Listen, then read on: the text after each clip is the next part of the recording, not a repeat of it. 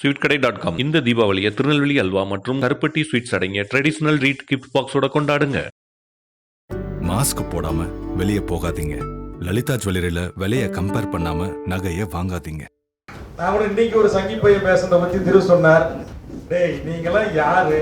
உங்களுக்கு இந்த மண்ணுக்கு என்ன சம்பந்தம்? நீங்கள் எங்கள் அண்ணன் திருமாவை குறித்து பேசுகின்றீர்கள். நாவடக்கம் மட்டும் தேவை, எல்லாத்தையும் அடக்கலன்னா அடித்து நொறுக்கி உடைச்சு கைகால போட்டு போடுவோம். என்ன துணிச்சல் இருக்கா குஷ்புக்கு, காயத்ரி ரகுராமுக்கெல்லாம் எவ்வளவு துணிச்சல் இருந்தா அனுமான் சார் அட குரங்கு வானர பயிர்களே. முதலமைச்சர் அப்ப மோடி 54 மார்பு கொண்டவன வாடா ஒண்டி கொண்டி கூப்பிடுறோம் நாங்க. ஏன்னா நீலாம் யாரு? நீ வந்து எங்களுக்கு சவால் விடுற. நான் திரும்ப அதை பண்ணிடுவேன், இதை பண்ணிடுவேன், அதை அறுத்துருவேன். ஐயோக்கிய பயல பொதிய வரைக்கும் ஆட்டை கட்டி மாட்டை கட்டி தலைகளை உரிச்சு அறத்தே பழக்கப்பட்டவன் நாங்க. எங்க கிட்ட அறக்கிறத பத்தி நீ பேசுற. ஒட்டையை தனியா எடுத்துருவான், இருதயத்தை தனியா எடுத்துருவான், ஈரலை தனியா எடுத்துருவான், மூலக்கறி கட்ட தனியா மூலக்கறி கொடுப்பான். யாரு சிவசேகர் பேசலாம் விட்டுட்டோம், ஹெச் ராஜா பேசலாம் விட்டுட்டோம். அதனால உங்களுக்கு வாய் கொழுப்படுத்து போய் அலைஞ்சிக்கிட்டு இருக்கிறான். இந்த கூட்டத்தில் வாயிலாக சொல்றேன், இந்திய ஜனநாயகம் படுத்த எடப்பாடி நான் ஆட்சியில உட்கார வச்சுட்டு தமிழ்நாடு படுற பாடு இருக்க. ஐயோ ஐயோ கொஞ்சம் நெஞ்சம் இல்லை. வேல் யாத்திரை தடன்னு சொன்னீங்க தமிழக அரசு. அது என்ன முருகன் டெய்லி போயிட்டே இருக்கிறாரு, அப்புறம் நீங்க கைது பண்றீங்க, அப்புறம் திரும்ப மண்டலத்தில் வைக்கிறீங்க, அப்புறம் திரும்ப மறுநாள் போறாரு. இப்ப எப்படி எங்களை விடுவீங்களா? பெரிய உலகத்துல இருந்து வந்து குளிச்ச தலைவரா முருகன் வேலை கையில புடிச்சுக்கிட்டு மேல காவி உடையோட நிக்கிறாராம். இவருக்கு எல்லாம் பூத்துவி வாழ்த்துறமா. அதை பார்த்த டிவி பதில் எரிச்சலா இருக்கு. மோடிக்கும் தொடங்கிச்சு. நாளைக்கு பீகார்ல மோடி கதை க்ளோஸ். சும்மா சொல்லக்கூடாது. நம்மளால லல்லு பிரசாத் யாதவ பையனும் இன்னைக்கு அங்க இருக்கிற முற்போக்கு சக்திகளும் சேர்ந்து பிஜேபிக்கு அங்க மூட்டை கட்டிட்டாங்க. இந்த பாசிச பாரதிய ஜனதா என்னைக்கு ஆட்சிக்கு வந்ததோ அன்னையில இருந்து இந்தியாவில் ஜனநாயக பேச்சே கிடையாது. பின்னணி இல்லை என்பதுதான் என்னுடைய பார்வை. சிஏ, என்ஆர்சி, என்பிஆருக்காக தமிழ்நாடு முழுவதும் அதிகமான கூட்டங்களிலே பேசிய ஒரு அரசியல் கட்சி தலைவர் என்கிற அடிப்படையில் அதை நீங்கள் அனைவரும் கேட்டிருப்பீர்கள் என்று கருதுகிறேன். அதனால் இந்த சங்கி பயல்களுக்கு இதற்கு மேல் நான் நேரத்தை வீணாக்க விரும்பவில்லை. ஒண்ணு, நான் கூட இன்னைக்கு ஒரு சங்கி பையன் பேசுறத பத்தி திரு சொன்னார். டேய், நீங்களாம் யாரு? உங்களுக்கு இந்த மண்ணுக்கு என்ன சம்பந்தம்? நீங்கள் எங்கள் அண்ணன் திருமாவை குறித்து பேசுகின்றீர்கள். நாவடக்கம் மட்டும் தேவை, எல்லாத்தையும் அடக்கலன்னா அடித்து நொறுக்கி உடைச்சு கைகால போட்டு போடுவோம். எனக்கு என்ன விடுதலை சிறுத்தைகள் மேல கட்டுமையான கோபம் இருக்கிறேன் நானு. நீங்க பழைய விடுதலை சிறுத்தையா இல்ல.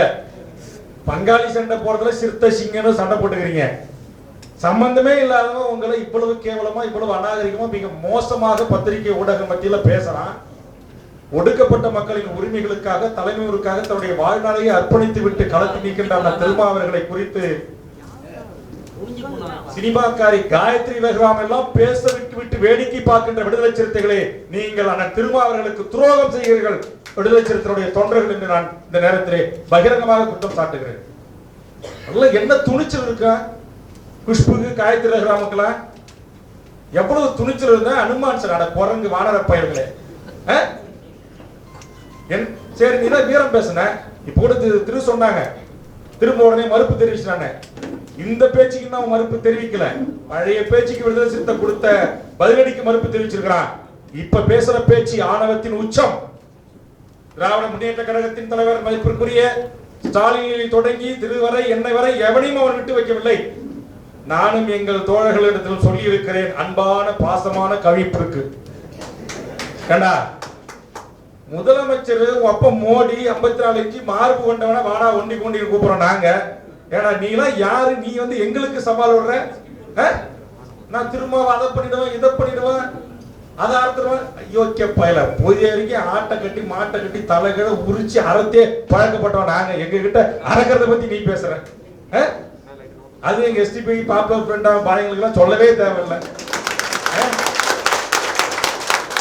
தாய்மார்கள் இருக்கிறாங்க, கொஞ்சம் நாகரிகமா பேசணும்னு விரும்புறேன். ஒட்டையை தனியா எடுத்துருவான், இருதயத்தை தனியா எடுத்துருவான், ஈரலை தனியா எடுத்துருவான், மூலக்கறி கட்ட தனியா மூலக்கறி கொடுப்பான். யாரு நீ வந்து இங்க உட்காந்துக்கிட்டு நீ திருமாவை பேசுறது, ஸ்டாலினை பேசுறது, நீ வந்து இங்க இருக்கிற எல்லா தலைவர்களையும் மிக கேவலமா அநாகரிகமா கொச்சியா எஸ்.வி. சேகர் பேசினா விட்டுட்டோம், எச். ராஜா பேசினா விட்டுட்டோம்.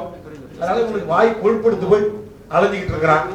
இந்த வாய் கொழுப்படுத்த பையன்களுக்கு சரியான ஒரு பாடம் கற்பிக்கணும். அது விரைவில் எங்கேயா ஒரு மூலையில நடந்தா ரொம்ப நான் மகிழ்ச்சி அடைவேன். அன்பான சொல்லுவாங்க அன்பான சர்வதிகாரம் மாதிரி ஒரு அன்பான கவனிப்பை கொடுக்கணும். நம்ம எங்கேயாச்சும் அந்த மாதிரி நம்ம தலைவர்கள் யாராவது அப்படி அவ்வளவு ஒரு மோசமா அநாகரிகமா பேசுறாங்களா? இவ்வளவு ஒரு மக்களால் தேர்ந்தெடுக்கப்பட்ட ஒரு 10 லட்சம் மக்களுடைய பிரதிநிதி, தமிழ்நாட்டில் இருக்கிற ஒரு கோடி மக்களுக்குமான ஒடுக்கப்பட்ட மக்களுடைய தலைவன் மட்டுமல்ல, உலகம் முழுவதும் 12 கோடி தமிழ் மக்களுக்காக களத்தில் நின்று போராடுகின்ற அருமை அண்ணன் திருமாவர்களை குறித்து தொலைக்காட்சியில் இதே வரைய பதிவு செய்திருக்கிற ஒரு விவாதத்துல நீங்களும் யாரு? நீங்க வந்து எங்க கிட்ட வந்து வேலை போட்டு காட்டுறது, நீங்க எச்சரிக்கை செய்யறது, நடமாட முடியாது தமிழ்நாட்டில் சொல்றது, சிறுத்தைகளை பார்த்து சிறுநீரி போட்டா நடமாட முடியுது, அதையும் கேட்டு எங்க சிறுத்தைகள் அமைதி காக்கிறது தான் எனக்கு வேதனையா இருக்குது.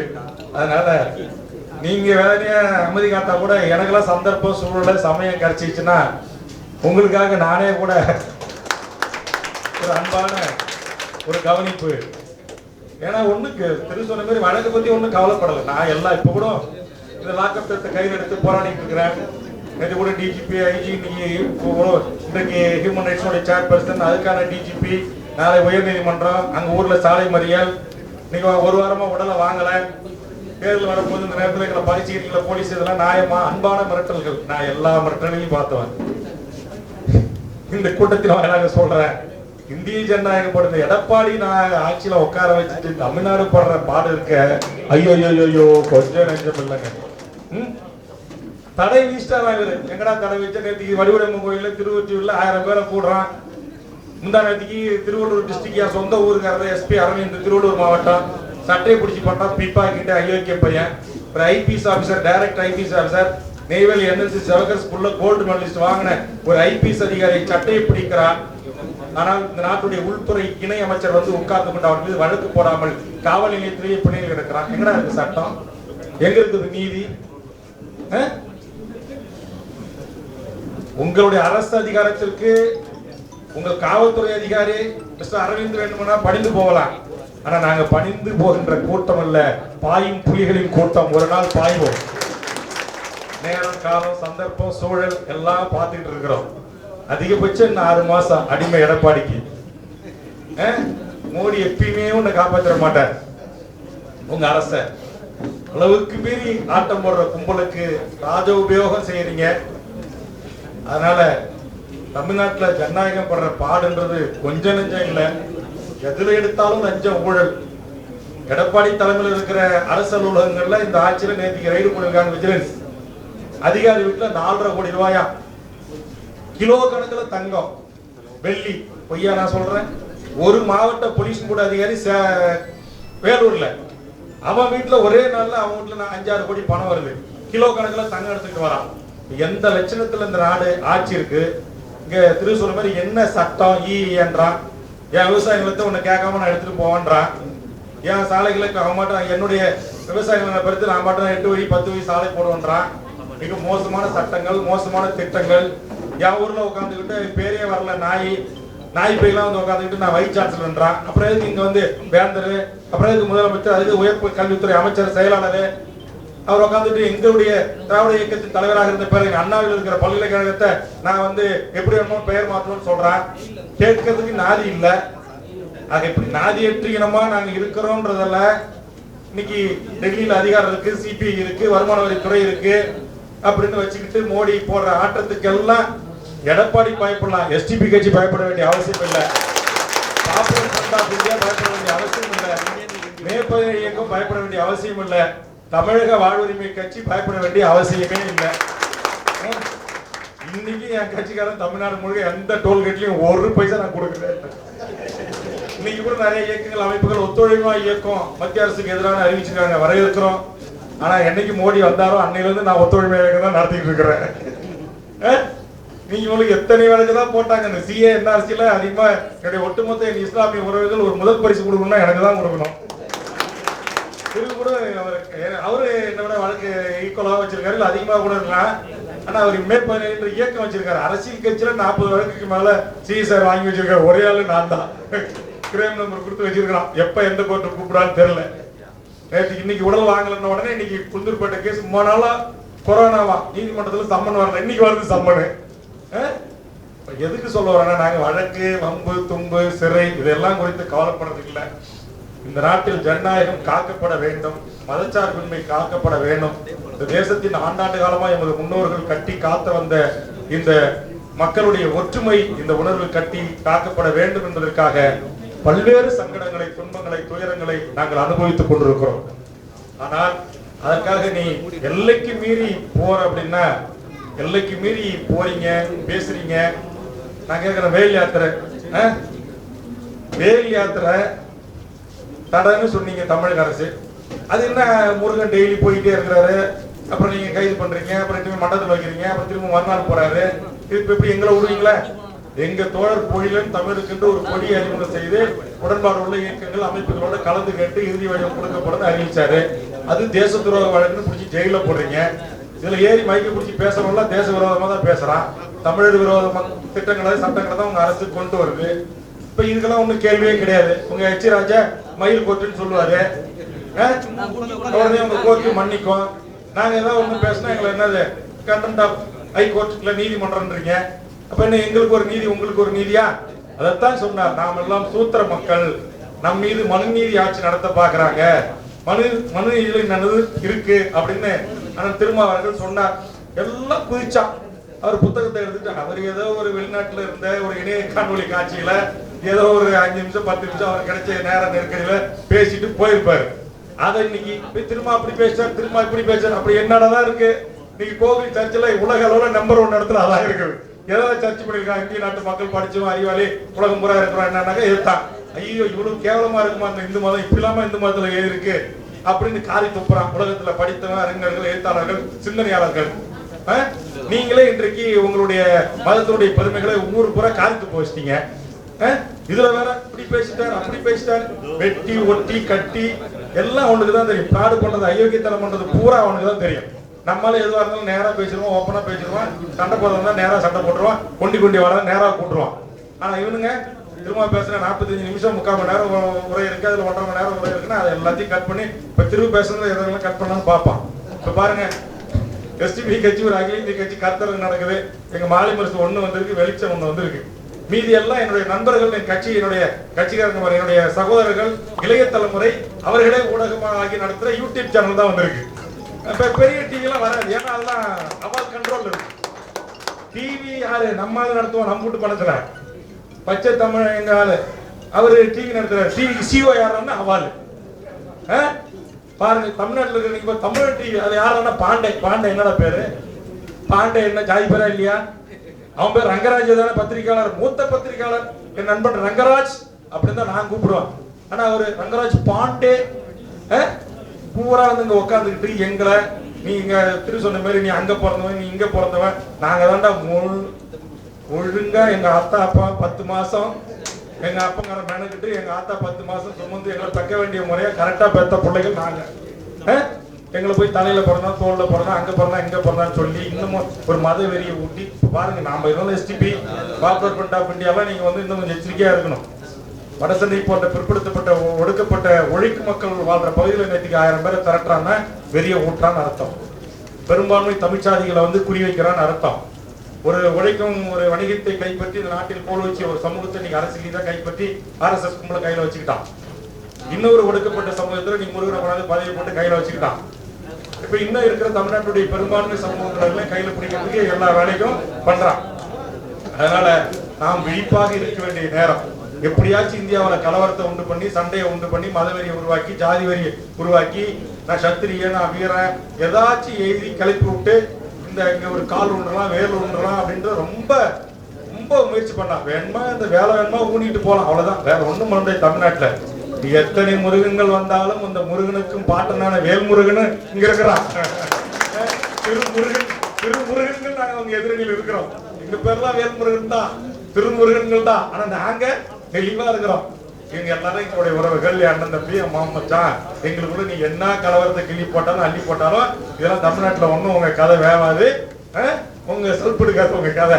நீங்க என்ன பெரிய உலகத்துல இருந்து வந்து கூச்ச தலைவரா முருகன் வேலை கையில புடிச்சுக்கிட்டு மேல காவி உடையோட நிக்கிறாராம். இவருக்கு எல்லாம் பூத்துவி வாழ்த்துறமா. பார்த்த டிவி பதில் எரிச்சலா இருக்கு. இப்ப என்னடா இந்த சமூகத்துக்கு நான் என்ன இந்த மக்களுக்கு உழைச்சான்? இவனுக்கு சேர்த்து 50% இடஒதுக்கீட்டுக்கு ஒட்டுமொத்த தமிழ் சமூகம் போராடி கொண்டிருக்கிறது. ஒரு குறிப்பிடப்பட்ட சமூகத்தில் பிறக்காத ஆண்டாண்டு காலமாக பார்த்தால் தீட்டு தொட்டால் தீட்டு என்று ஒதுக்கி வச்ச சமுதாயத்தில் பிறந்த அண்ணன் திருமாவர்கள் இந்திய நாட்டின் நாடாளுமன்றத்தில் ஓபிசி இடஒதுக்கீட்டுக்காக குரல் கொடுத்த முதல் தமிழ்நாட்டின் எம்பி, ஒரு ஒடுக்கப்பட்டவர். தமிழ்நாட்டில் நான் கூட இந்த கொரோனாவுக்கு பயந்து போராட்டம் நடத்தல. இடஒதுக்கீட்டில் இருந்து வளர்ந்து உருவான தலைவன், உருவாகி கொண்டு வருகிற கட்சியினுடைய நிறுவனர் நான். ஆனால் சமூக நீதி காவல் என்று போட்டப்பட்ட ராமதாஸ் உருவாக்கப்பட்ட அவருடைய கட்சியிலே 4 நூற்றாண்டு காலம் பயணித்தவன். அந்த சமூக நீதி கட்சியில் தொடங்கிய வேல்முருகன் தமிழ்நாட்டில் இன்னும் போராட்டத்தை முன்னெடுக்கவில்லை.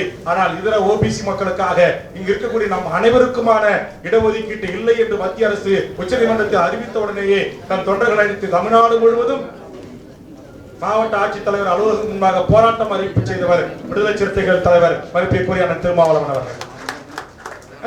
இதை சொல்லிட்டு உடனே என் பங்காளி பேஸ்புக்ல இதை பார்த்துட்டு யூடியூப்ல கமெண்ட்ஸ் எழுதுவான்.